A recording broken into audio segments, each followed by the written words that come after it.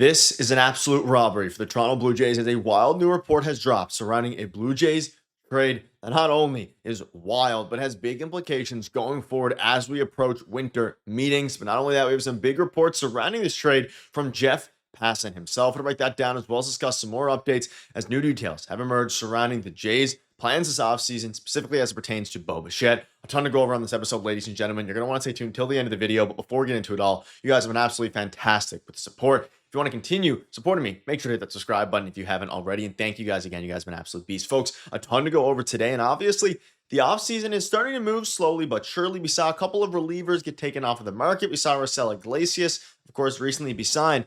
But there is some new reports surrounding a trade. And let's dive right into it. And let's start with this report and then dive into the Jays, relevant article. And of course, also some interesting new things that have dropped. But Kodai Senga, so a few days ago came out initially that from Jeff Passan, Kodai Senga is extremely available for trade this offseason per Jeff Passan. Senga has 2 years, $30 million remaining, on his contract. So this was the initial report that came out, and there was one from a Mets beat writer, I believe, a week or two ago, and then Jeff Passan confirmed it in his big offseason article that he dropped recently. And Kodai Senga is a very interesting name because the Jays at this point, they need another starter. Now, is Kodai Senga a front of the line starter? Not necessarily. But then after this report came out yesterday evening into the morning from Jeff Passan, so into this morning, but especially last night on his live stream, Jon Heyman said, not Jeff Passan, Jon Heyman said that the Mets are actively engaged in trades involving Kodai Senga. He has a strong market and is expected to be moved. So you pair this, which dropped yesterday, with the report from Jeff Passan revealing that he's extremely available. Two reliable reporters. You start to put two and two together, and you think back to what Ross Atkins said a week or two ago, a few weeks ago, when initially his off-season press conference. He said they've already been involved in some trade talks already, and now fast forward a few weeks, players have become available.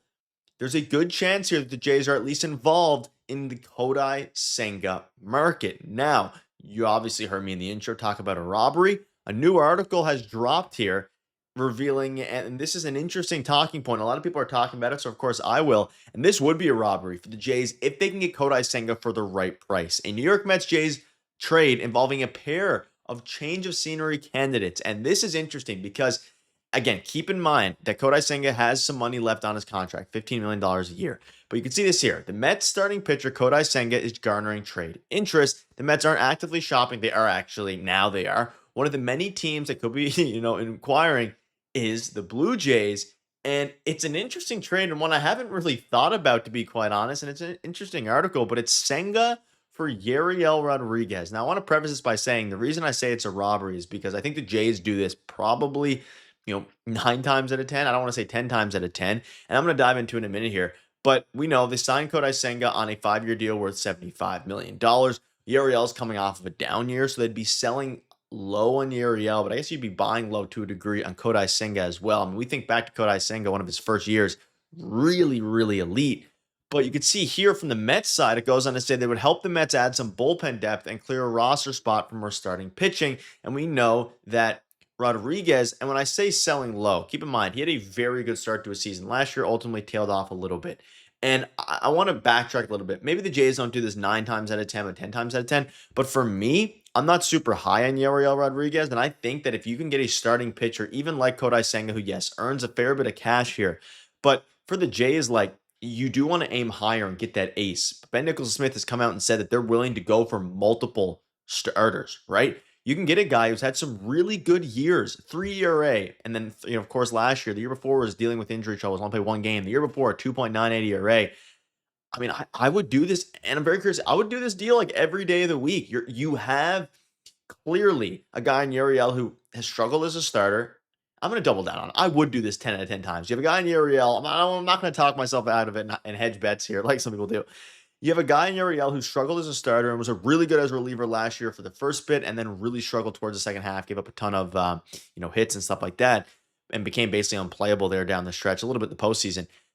Whereas you're getting Kodai Senga, who, I mean, his rookie year was one of the best rookies in the league, but he's just a reliable starter and he has a couple years of control. And this is where things become interesting. When the Jays clearly, and if you watched the interview with Keegan Matheson a few days ago, feel free to check that one out after this one, especially regarding the starting pitching stuff after you've watched this one in its entirety. But he said that the Jays are probably going to be looking most likely at a trade, one we haven't seen coming, like the José Berríos trade, like even something like the Matt Chapman trade, although they're obviously not the same. He's a third baseman and Kodai's a starting pitcher, but the Jays make trades where no one expects.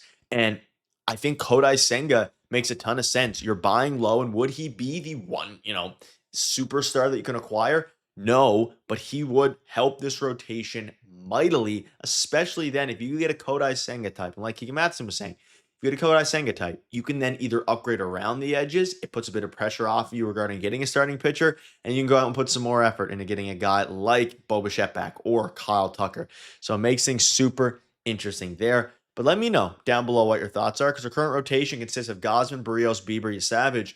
And outside of that, let's say you get Kodai Senga in there, you could still reasonably add one more really good starter. And then, who knows what's going to happen with Trey Savage next year. All signs point to him being dominant, but who really knows, right? José Berríos, do they move him to the bullpen again? Is he going to be upset? He's going to opt out after this year. A lot of different things. They need to prepare themselves for the next wave of starting pitchers, because after next season, Bieber's a free agent. Gosman's a free agent. Berríos can opt out and be a free agent. It makes things interesting. Though, you also have Eric Lauer, who's in the cut as well. I don't forget about him, but I'm not sure the Jays are as high on him as some of you guys are down below in the comment section. But it's interesting. Rodriguez, just for his contract, makes $6.5 million in 2026, 7.5, or I guess 6.6 to 7.6 million in 2027. So has some more control, has a buyout option, and I would love this deal every step of the way. And Uriel's coming off a good year, 3.08 ERA, was an elite reliever for a little bit, struggled down the stretch. Let me know down below what your thoughts are. Would you do this deal, yes or no? Do you think it's a robbery? Because at the end of the day, Senga, a very, very solid starter,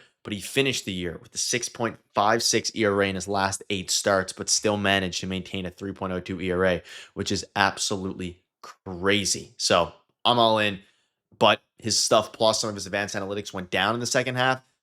Buy low candidate, absolute robbery. Let me know if you guys agree or if you guys disagree, and feel free to pause and read some of the advanced analytics down there in the second paragraph, because they are interesting. A lot of his advanced numbers did drop, but if you're getting him for Yariel, do it all day. And to be honest, I'd probably give up a top 10, like one of the maybe top 15 prospect for Kodai Senga, just because starting pitchers are that hard to come by, and right, it's very intriguing. But couple other things to go over today here. Just some more updates on Bichette. This is from Ken Rosenthal and Will Salmon. The problem with finding a shortstop is that so few are available, and goes in to say that the Braves claimed Kim on waivers, and then Boris likely would consider any early offer for Kim, and this was relevant for Bichette's market because free agent Bichette also does not appear to be a possibility for Atlanta. Many teams, knowing Bichette's defensive metrics are among the league's worst, no longer view him as a shortstop. So keeping that in mind, the Braves, according to Ken Rosenthal, love him or hate him, I'm not a huge fan, but he is one of the most reputable in the game, even though he put some interesting stuff out there. Not anti-Canada stuff, but he doesn't seem to like Canada or the Blue Jays. But I don't want to put words in his mouth. He said that the Braves are not an option, right? Not an option for Bichette. So take them off of the board. The Red Sox, like I made a video on yesterday, still are on the board. Let me know down below what your thoughts are on this. Things are getting interesting quickly. And at the end of the day, folks, I would love to see the Jays make a sneaky trade like this to solidify their bullpen. You guys have been absolutely fantastic. Thank you guys for watching. We'll see you guys later. Cheers.